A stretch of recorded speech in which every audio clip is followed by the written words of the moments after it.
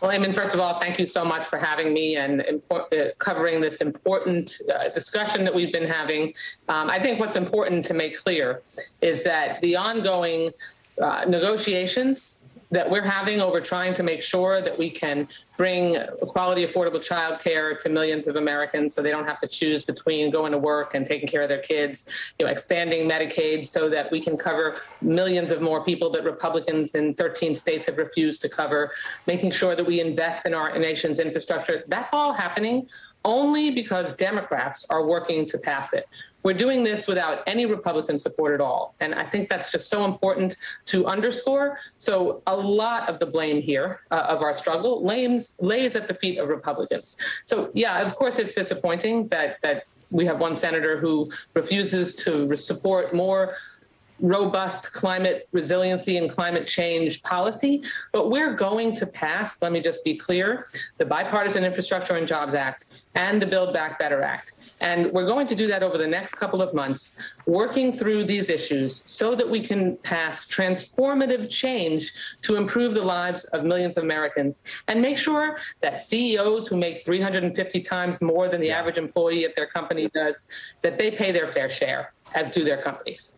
I guess, just to talk about the senator for a moment, do you think that it's right that one Democratic senator, who we should know, by the way, has family ties to a coal company in West Virginia, is able to upend the entire climate change of President Biden and the Democratic Party and impact a state like yours, which suffers severely from what we see as a result of climate change with stronger hurricanes and even, out west, more wildfires that are attributed to that? Eamon, what I know about my state is that we're living climate change's impact right now. It's not a someday thing, it's a right now thing. When we have king tides, it floods neighborhoods in my district, and we absolutely need to make sure we make those investments. And in addition to that, we also absolutely need to make sure that we pass the bipartisan infrastructure bill. We have a tourism-driven economy in Florida, and making sure that our roads and our bridges and are repaired and we can get people efficiently around our state means more money generated for our economy. But the reality is that we have tight margins in both the House and the Senate.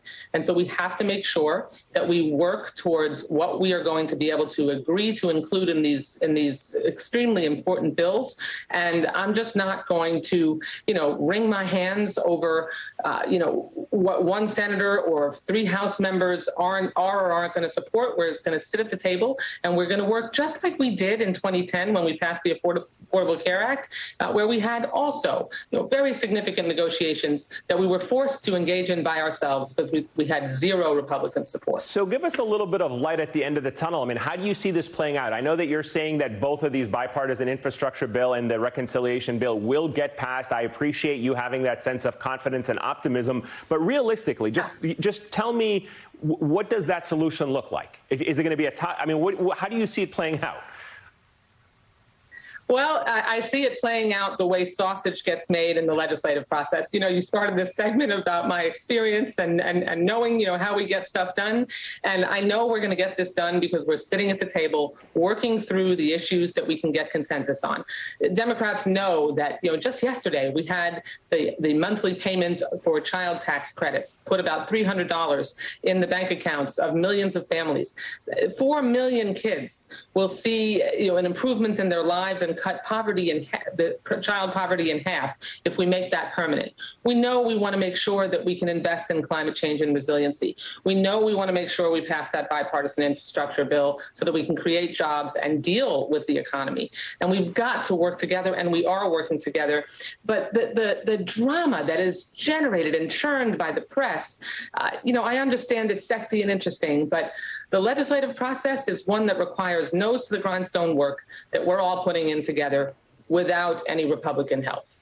So let me ask you finally, as I laid out a moment ago, we're witnessing a surge of labor activity across the country, so much so that it's being referred to as Striketober online. What is it about this moment that has workers standing up for themselves, demanding a better deal from their employers? And more importantly, what are Democrats doing to capitalize on these activities from an electoral perspective and making sure these people and their demands are actually met? Eamon, Striketober is the manifestation of millions of workers just saying, you know what, I am mad as hell and I'm not going to take it anymore. And they got sick of being put in a situation where they were being paid dirt wages, that they are struggling with difficult working conditions, whether it's unsafe labor practices or benefits that should be a lot more robust than they are. And so they are taking advantage, as they should, of using labor and their industry as leverage so that they can make sure that they get better working conditions.